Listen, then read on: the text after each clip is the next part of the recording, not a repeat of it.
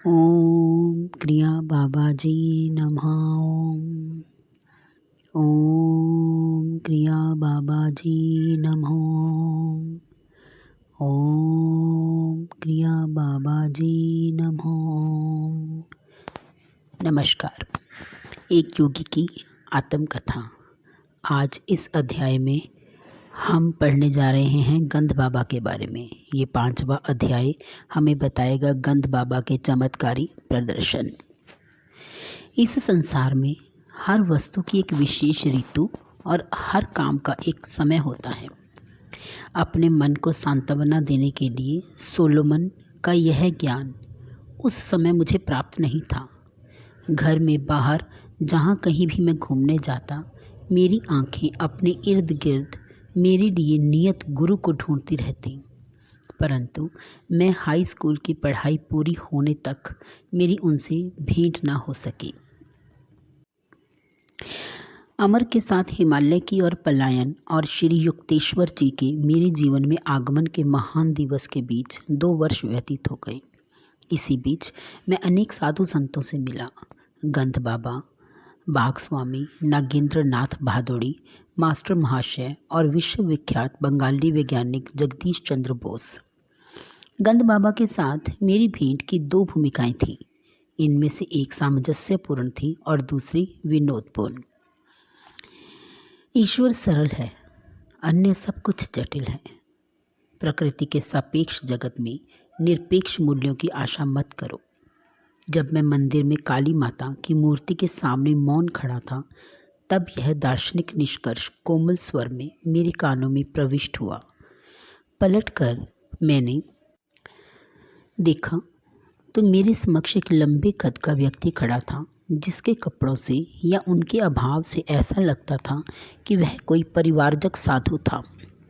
अब आपने सचमुच मेरे विचारों के संभ्रम को जान लिया है। मैं कृतज्ञतापूर्वक मुस्कुराया। प्रकृति के कल्याणकर और भयंकर रूपों की उलझन ने, जिनका प्रतीक काली है, मुझसे अधिक बुद्धिमान लोगों को भी असमंजस में डाल दिया है। बहुत ही कम लोग उनके रहस्य का भेद पाते हैं।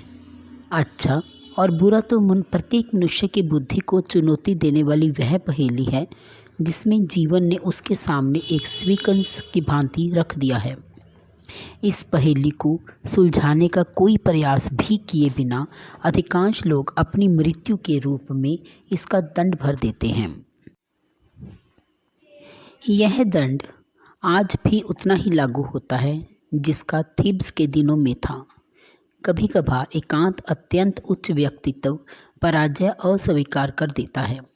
द्वैत की माया से वह अद्वैत का अविभाजित सत्य खींच लेता है। आपके शब्दों में दृढ़ विश्वास दिखता है महाराज। ज्ञान प्राप्ति के तीव्र दुखदायी मार्ग अर्थात सत्यनिष्ठ आत्म परीक्षण का मैंने दीर्घकाल तक अभ्यास किया है। आत्म परीक्षण या अपने विचारों पर निरंतर निर्मम दृष्टि बनाए रखना एक कठोर और झकझोरने वाला अनुभव है। यह बलवान से बलवान अहंकार को भी चूर चूर कर देता है, परंतु सच्चा आत्मविश्लेषण गणित के नियमों की भांति सिद्ध पुरुष उत्पन्न करने का कार्य करता है। अपने विचार से अति प्रेम एवं व्यक्तिगत मान्यताओं में दृढ़ता का मार्ग अहंकारियों का निर्माण करता है, जो ईश्वर और सृष्टि की अपने ढंग से व्याख्या करना अपना अधिकार समझते हैं। ऐसी अहंकार युक्त मौलिकता के सामने तो सत्य निश्चित ही विनम्रतापूर्वक पीछे हट जाता है। मैंने कहा, मुझे इस चर्चा में आनंद आ रहा था। मनुष्य जब तक अपने दुराग्रहों से मुक्त नहीं हो जाता, तब तक वह किसी शाश्वत सत्य को नहीं समझ सकता। शताब्दियों से जमा हो रही कीचड़ में सना मानवी मन असंख्य सांसारिक माया भ्रमों से व्याप्त घृणाजनक जीवन से भरपूर है। यहाँ युद्ध क्षेत्र की भीषण लड़ाई भी फीकी पड़ जाती है। जब मनुष्य पहली बार अपने अंत शत्रुओं का विरोध करता है, ये कोई साधारण मरने वाले शत्रु नहीं हैं, जिन्हें सुसज्जित सेनाओं की सहायता से काबू में किया जा सके। विषाक्त प्राणघातक अस्त्रों से सुसज्जित ये सर्वव्यापी अविराम कार्य करने वाले अंध वासनाओं के सिपाही मनुष्य का नींद में भी पीछा करते हुए हम सबको धाराशाही कर देने का अवसर खोजते रहते हैं। विचारहीन है वह मनुष्य जो सर्वसामान्य नियति के आगे आत्मसमर्पण कर अपने आदर्शों का गला घोट देता है। क्या उसे नपुंसक निष्प्राण मानव जाति पर कलंक के अतिरिक्त और कुछ कहा जा सकता है? पूज्यवर, क्या विभ्रांत किंकृत वह मूढ़ जनसाधारण के लिए आपके मन में कोई सहानुभूति नहीं है? साधु महाराज पल भर के लिए चुप रहे, फिर सीधा उत्तर देना टालकर बोले, अदृश्य मनुष्य जो सारे सद्गुणों का भंडार है और दृश्यमान मनुष्य जिसमें प्राय एक भी सद्गुण नजर नहीं आता, इन दोनों में से एक के साथ प्रेम करना प्राय व्यक्ति को चकरा देता है, परंतु विलक्षण बुद्धि का सामर्थ्य भी कम नहीं होता। अंत कारण का शोध शीघ्र ही सब लोगों के मन की एकता को प्रकट कर देता है। स्वार्थी उद्देश्यों की समानता, कम से कम इस एक अर्थ में मानव की विश्व बंधुता का परिचय मिलता है। अहंकार को तुरंत पछाड़ देने वाला यह समानता का आविष्कार मनुष्य के मन में भय चकित विनम्रता उत्पन्न करता है। यह विनम्रता विकसित होते होते आत्मा की निरामय कारिणी शक्तियों के अनुसंधान की और कोई ध्यान ना देने वाले अपने जाति बांधवों के प्रति सहानुभूति में परिवर्तित हो जाती है। महाराज, सब युगों के संत आप ही के समान जगत के दुखों से व्याकुल हुए हैं। केवल तुच्छ व्यक्ति ही दूसरों के जीवन के दुखों के प्रति संवेदनशीलता खो बैठता है, क्योंकि वह अपने ही संकीर्ण दुखों में डूबा रहता है। साधु का उग्र रूप काफी सौम्य हो गया था, जो किसी डॉक्टर द्वारा की जाने वाली चीर फाड़ की भांति अपने विचारों की चीर फाड़ कर मन का गहन परीक्षण करेगा। वही अपने भीतर सबके लिए दया विकसित होती देखेगा। तब उसे अहंकार की नित्य कोलाहलकारी मांगों से मुक्ति मिल जाएगी। ऐसे ही मनोभूमि पर ईश्वर का प्रेम खिलता है। तब वह जीव अपनी सनिष्ठा की ओर मुड़ता है, किसी और बात के लिए नहीं तो केवल अपनी व्यथा की तड़प में। यह पूछने के लिए, क्यों प्रभु क्यों? दुख के मान मर्दनकारी कोड़े खा खा कर मनुष्य अंततः उस विधाता के समक्ष पहुंच ही जाता है, जिसका सौंदर्य मात्र ही मनुष्य को अपनी ओर आकृष्ट करने के लिए पर्याप्त है। उक्त साधु और मैं कोलकाता के कालीघाट मंदिर में वार्तालाप कर रहे थे, जहां मैं उस मंदिर का विख्यात सौंदर्य एवं भव्यता देखने गया था। मंदिर की अलंकारिक शोभा की ओर हाथ से इशारा करते हुए उस सारे वैभव को साधु ने निष्प्रयोज्य ठहराया। ईंटें और गारा हमें कोई श्रवणीय सुर नहीं दे सुना सकते, केवल अंतर से उठने वाली आवाज से ही हृदय के कपाट खुलते हैं। मन को आकृष्ट करने वाली धूप का आनंद लेने के लिए हम प्रवेश द्वार की ओर गए, जहां भक्तों के झुंडों का आवागमन चल रहा था। तुम अभी युवा हो, साधु महाराज कुछ सोचते हुए मेरी ओर देख रहे थे। भारत भी युवा है। प्राचीन ऋषियों ने आध्यात्मिक जीवन शैली के अमिट आदर्श स्थापित किए थे। उनके महान उपदेश आज के समय और देश के लिए पर्याप्त हैं। उनके अनुशासन नियम ना तो आज के लोकाचार के विरुद्ध हैं, ना ही ऐसे हैं कि भौतिकवाद की धूर्तता को भी कृत्रिम लगे, और इसलिए आज भी भारत पर उनकी पकड़ मजबूत है। लज्जित पंडितगण जितने काल का हिसाब लगा सकते हैं, उससे भी कहीं अधिक काल से सहस्त्राब्दियों से संशयशील समय ने वेदों की योग्यता की पुष्टि की है। इन्हें अपनी विरासत के रूप में ग्रहण करो। जब मैं इस वाक्पुट साधु से सविनय विदा ले रहा था, तब उन्होंने एक अति इंद्रिय अनुभूति मुझे बताई। यहाँ से जाने के बाद तुम्हें आज एक असाधारण अनुभव होगा। मंदिर के अहाते से बाहर निकलकर मैं निरुद्देश्य यूं ही चलने लगा। मुड़कर दूसरे एक रास्ते पर बढ़ा ही था कि एक पुराने परिचित से भेंट हो गई। ये महाशय उन महाभागों में से एक थे जिनकी संभाषण शक्ति समय की ओर ना ध्यान देते हुए अनंत काल का आलिंगन करती है। मैं तुम्हें जल्दी ही छोड़ दूंगा, उसने वचन दिया। यदि तुम जल्दी जल्दी मुझे हमारे बिछुड़ने के बाद के वर्षों में क्या क्या हुआ वह सब बता दो। परस्पर विरोधी बातें, अब तो मुझे जाना ही पड़ेगा। परंतु उसने मेरा हाथ पकड़ लिया और थोड़ा थोड़ा करके मुझसे जानकारी लेने लगा। ये भूखे भेड़िए से कम नहीं है। मैंने कौतुक से मन ही मन सोचा। जितना अधिक मैं बताता जाता उतना ही अधिक समाचार जानने की उसकी भूख बढ़ती जाती। मन ही मन में जल्दी छुटकारा पाने का कोई उपाय करने की प्रार्थना माँ काली से करने लगा। अचानक वह मुझे जब छोड़कर जाने लगा, मैंने ठंडी सांस ली और उसे वाचलता का ज्वर फिर कहीं चढ़ न जाए इस भय से दुगनी गति से चलने लगा। अपनी पीछे दूरत गति की पदचाप सुनकर मैंने अपनी गति और बढ़ा दी। मुड़कर पीछे देखने का साहस मुझ में नहीं हुआ, परंतु एक छलांग लगाकर वह मेरे साथ ही हो लिया और आनंद से उसने मेरा कंधा पकड़ लिया। मैं तुम्हें गंध बाबा के बारे में बताना तो भूल ही गया। वे उस सामने वाले मकान में रहते हैं। कुछ ही गज की दूरी पर स्थित एक मकान की ओर उसने इशारा किया। उनसे अवश्य मिलो, वे बड़े दिलचस्प आदमी हैं। तुम्हें कोई असाधारण अनुभव हो सकता है। अच्छा, चलता हूँ। और वह सचमुच चला गया। काली घाट मंदिर में लगभग इन्हीं शब्दों में साधु द्वारा की गई भविष्यवाणी मेरे मस्तिष्क में कौंध उठी। कौतूहलवश मैं उस मकान के अंदर गया तो मुझे एक प्रशस्त दालान में ले जाया गया।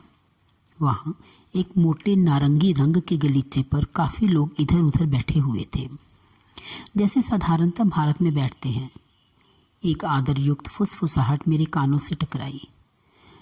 वहाँ जो चीते की खाल पर बैठे हैं वही गंध बाबा हैं। वे किसी गंधहीन फूल में किसी भी फूल की प्राकृतिक सुगंध भर सकते हैं या किसी मुरझाए फूल को फिर से ताज़ा कर सकते हैं या किसी मनुष्य की त्वचा से मनोरम सुगंध निकलवा सकते हैं। मैंने सीधे उस संत की ओर देखा। उनकी दृष्टि भी उसी समय मुझ पर स्थिर हुई। वे कृष्ण वर्ण और स्थूलकाय थे। उनके चेहरे पर दाढ़ी थी और आंखें बड़ी बड़ी तथा तेजस्वी थीं। बेटा, तुम्हें देखकर मैं प्रसन्न हुआ। बोलो, तुम्हें क्या चाहिए? कोई सुगंध चाहिए? किस लिए? मुझे उनकी बातें बचकानी सी लगी। चमत्कारपूर्ण ढंग से सुगंध का आनंद लेने के लिए, सुगंध बनाने के लिए भगवान का उपयोग, तो उसमें क्या है? भगवान वैसे भी सुगंध तो बनाते ही हैं। जी हाँ, परंतु वे हर बार ताज़ा सुगंध बनाने के लिए और लेने के बाद फेंक देने के लिए फूलों की कोमल पंखुड़ियों रूपी शीशियों का निर्माण करते हैं। क्या आप फूलों का निर्माण कर सकते हैं? हाँ, परंतु साधारणतः मैं सुगंध ही निकालता हूँ। तब तो इत्र के कारखाने बंद हो जाएंगे। मेरी ओर से उन्हें अपना धंधा करते रहने की अनुमति है। मेरा अपना उद्देश्य तो केवल ईश्वर की शक्ति दिखाना है। महाराज, क्या ईश्वर की शक्ति का प्रमाण देना आवश्यक है?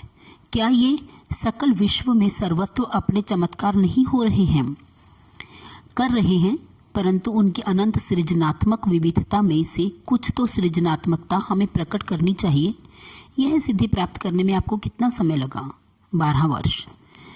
दैवी शक्ति से केवल सुगंध बनाने के लिए? हे महात्मन, मुझे तो लगता है आपने 12 वर्ष व्यर्थ ही गंवा दिए उन सुगंधों के लिए जिन्हें आप किसी भी फूल वाले की दुकान से कुछ ही रुपयों में प्राप्त कर सकते हैं।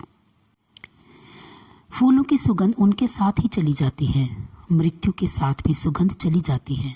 मैं किसी ऐसी सुगंध की कामना क्यों करूं जो केवल शरीर को सुख देती है? दार्शनिक महाशय, तुमने मेरे मन को प्रसन्न कर दिया। अब अपना दाहिना हाथ आगे बढ़ाओ। उन्होंने आशीर्वाद मुद्रा में अपना हाथ उठाया। मैं गंध बाबा से कई गज दूर था। कोई अन्य व्यक्ति भी मेरे इतने निकट नहीं था कि मेरे शरीर को स्पर्श कर सके। मैंने अपना हाथ आगे बढ़ाया, जिसे उस योगी ने छुआ तक नहीं। कौन सी सुगंध चाहिए? गुलाब। तथास्तु। मेरे आश्चर्य का ठिकाना न रहा जब मेरी हथेली के मध्य से गुलाब की मधुर सुगंध तीव्रता के साथ निकलने लगी। मैंने मुस्कुराते हुए पास ही की एक फूलदानी से एक गंधहीन श्वेत पुष्प निकाल लिया। क्या इस गंधहीन फूल में चमेली की सुगंध भरी जा सकती है? तथास्तु। तत्क्षण उस फूल से चमेली की सुगंध उठी। मैंने चमत्कारी संत का धन्यवाद किया और उनके एक शिष्य के पास जाकर बैठ गया। उस शिष्य ने मुझे बताया कि गंध बाबा ने, जिनका नाम स्वामी विशुद्धानंद था, तिब्बत के एक योगी से अनेक आश्चर्यजनक सिद्धियां प्राप्त कर ली थी। उसने मुझे यह भी बताया कि उस तिब्बती योगी की आयु 1000 वर्ष से अधिक थी। उस महान गुरु के शिष्य गंध बाबा हमेशा ही केवल साधारण उच्चारण से सुगंध निर्माण नहीं करते, जैसा तुमने अभी देखा। शिष्य के बोलने में अपने गुरु के प्रति गर्व प्रकट था। व्यक्ति के स्वभाव के अनुसार वे भिन्न भिन्न पद्धतियां अपनाते हैं। बाबा असामान्य हैं। कोलकाता के अनेक पढ़े लिखे लोग उनके शिष्य हैं। मैंने मन ही मन निश्चय किया कि मैं उन शिष्यों की संख्या में अपने को जोड़कर उस संख्या की और अधिक वृद्धि नहीं करूंगा। गुरु का अक्षरशः असामान्य होना मेरे मन के अनुकूल नहीं था। विनम्रता से मैंने गंध बाबा का अभिवादन कर मैं वहां से निकल पड़ा। घूमते घूमते घर जाते हुए मैं उस दिन की 3 विविधतापूर्ण घटनाओं के विषय में सोच रहा था। मैंने जैसे ही घर के द्वार से अंदर प्रवेश किया, मेरी बहन उमा सामने ही खड़ी थी। क्या बात है, आजकल तुम इत्र के बड़े शौकीन बनते जा रहे हो? बिना कुछ बोले मैंने अपना हाथ बढ़ाकर उसे सूंघने का इशारा किया। कितनी मनमोहक गुलाब की सुगंध, और यह असाधारण रूप से तीव्र भी है। यह सोचते हुए कि यह तीव्र रूप से असाधारण है, मैंने चुपचाप दैवी रूप से सुगंधित किया गया फूल उसकी नाक के नीचे रखा। ओहो, चमेली मुझे बहुत पसंद है। उसने फूल छीन लिया। जिस फूल के विषय में उसे अच्छी तरह ज्ञात था कि वह गंधहीन होता है, उसी फूल में से चमेली की सुगंध आते देखकर जैसे जैसे वह उसे सूंघती जाती थी, वैसे वैसे उसके चेहरे पर विनोदी लगने वाले संभ्रम के भाव प्रकट होते जाते थे। उसकी इस प्रतिक्रिया ने मेरे मन से रहा सहा संदेह भी मिटा दिया कि हो सकता है गंध बाबा ने मुझ पर आत्म सम्मोहन का प्रयोग किया हो, जिससे केवल मैं ही सुगंध का अनुभव कर सकूं। बाद में मुझे अपने एक मित्र अलकानंद से पता चला कि गंध बाबा के पास ऐसी शक्ति भी थी जो यदि संसार के करोड़ों क्षुधा पीड़ितों के पास होती तो उनकी समस्या हल हो जाती। वर्तमान में गंध बाबा के घर में उस समय सैकड़ों लोगों में मैं भी उपस्थित था। अलकानंद ने मुझे बताया, एक उत्सव था। योगी वर्ग की ख्याति थी कि वे शून्य में से कुछ भी उत्पन्न कर सकते हैं। इसलिए मैंने हंसते हुए उनसे संतरे उत्पन्न करने का अनुरोध किया। वह संतरों का मौसम नहीं था। तत्क्षण ही केलों के पत्तों पर जो पूरियां परोसी गई थी, वे सब फूल उठी। हर पूरी की पपड़ी के भीतर एक एक छिला हुआ संतरा आ गया। मैंने कुछ सहमे सहमे मन से अपना संतरा खाना शुरू किया, परंतु वह बड़ा ही स्वादिष्ट था। कई वर्षों बाद आत्म साक्षात्कार के बल से मैं गंध बाबा के चमत्कारों के रहस्यों को जान गया। खेद इस बात का है कि वह विधि विश्व के क्षुधार्त मानव झुंडों की पहुंच से बाहर है। मानव को शब्द, स्पर्श, रस, रूप, गंध की जो विभिन्न इंद्रानुभूतियां होती हैं, वे इलेक्ट्रॉन्स और प्रोटॉन्स के स्पंदनात्मक विविधता के कारण होती हैं। उनके स्पंदनों को पंच प्राण नियंत्रित करते हैं। ये पंच प्राण आणविक ऊर्जाओं से भी सूक्ष्मतर होते हैं और प्रज्ञा युक्त 5 विशिष्ट संवेदी तंत्र मंत्राओं से युक्त होते हैं। गंध बाबा कुछ यौगिक प्रक्रियाओं के बल से इस प्राण शक्ति के साथ समरस होकर प्राण कणिकाओं की स्पंदन रचना में परिवर्तन लाने में और इस प्रकार इच्छित परिणाम प्राप्त करने में समर्थ थे। उनके गंध, फल और अन्य चमत्कार केवल सम्मोहन द्वारा उत्पन्न आंतरिक संवेदन नहीं होते थे, बल्कि लौकिक संपंदनों के वास्तव में मूर्त रूप होते थे। सम्मोहन विद्या को डॉक्टरों द्वारा छोटी छोटी शल्य क्रियाओं में उन लोगों पर प्रयुक्त किया गया है जिनके लिए बेहोशी की दवाएं खतरनाक हो सकती हैं, परंतु जिन पर बार बार सम्मोहन का प्रयोग किया जाता है उनके लिए यह हानिकारक होता है। इसका हानिकारक मनोवैज्ञानिक परिणाम कालांतर में मस्तिष्क की कोशिकाओं की रचना में गड़बड़ उत्पन्न कर देता है। सम्मोहन दूसरे की चेतना के क्षेत्र में अंधकार प्रवेश है। इसके अस्थायी आभासों में और ईश्वर अनुभूति संपन्न पुरुषों द्वारा किए गए चमत्कारों में कोई समानता नहीं है। ईश्वर में जागृत हुए सच्चे संत नित्य सृजन करने वाले उस विराट स्वप्न दृष्टा के साथ अपनी इच्छा को मिलाकर इस स्वप्न सृष्टि में परिवर्तन करते हैं। गंध बाबा जैसे चमत्कारों का प्रदर्शन करते थे, वैसे चमत्कार दिखाने से लोग आकर्षित तो होते हैं, परंतु आध्यात्मिक दृष्टि से उनका कोई लाभ नहीं होता। मनोरंजन के अतिरिक्त उनका कोई प्रयोजन नहीं होता। अतः ईश्वर की यथार्थ खोज में से साधक को पथच्युत कर देते हैं। साधारण शक्तियों के आडंबरपूर्ण प्रदर्शनों के सिद्धांतों ने निंदा की है। फारस के संत अबू सईद ने जल, हवा और अंतरिक्ष पर अपनी चमत्कारी शक्तियों की सत्ता का अभिमान करने वाले कुछ फकीरों का उपहास किया था। मेढक भी पानी में आराम से रह सकता है। अबू सईद ने सौम्यता से उपहास करते हुए कहा था, चील, कोई आसानी से हवा में उड़ सकते हैं। शैतान पूर्व में भी है और पश्चिम में भी। सच्चा मनुष्य वह है जो समाज में सदाचार का पालन करता हुआ रहता है और क्रय विक्रय करते हुए भी कभी एक क्षण के लिए भी ईश्वर को नहीं भुलाता। एक अन्य अवसर पर इस महान फारसी संत ने धार्मिक जीवन के विषय में अपना मत इस प्रकार व्यक्त किया था, अपने दिमाग में जो कुछ है उसे निकाल देना, हाथ में जो कुछ भी है उसका मुक्त रूप से दान करना, आपत्तियों के आघात से कभी भी विचलित नहीं होना। ना तो कालीघाट के निस्पृह महात्मा और ना तिब्बत से परिशिक्षित योगी ही मेरी गुरु प्राप्ति की तीव्र इच्छा को संतुष्ट कर सके। किसी का आध्यात्मिक स्तर पहचानने में मेरे हृदय को शिक्षित करने की आवश्यकता नहीं थी। जब भी किसी सचमुच उदात्त व्यक्तित्व का सामना होता, तब वह धन्य धन्य कर उठता। यह धन्य धन्य और भी गूंजने वाली होती, क्योंकि यह कभी कभार ही और वह भी अंतरतम गहराइयों से उठती। अंततः जब अपने गुरु से मेरा साक्षात्कार हुआ, तब उन्होंने केवल उदाहरण की अत्युच्चता के द्वारा ही मुझे सच्चे पुरुष का परिणाम सिखाया। अभिभावकों, ये अध्याय यहीं पर समाप्त होता है।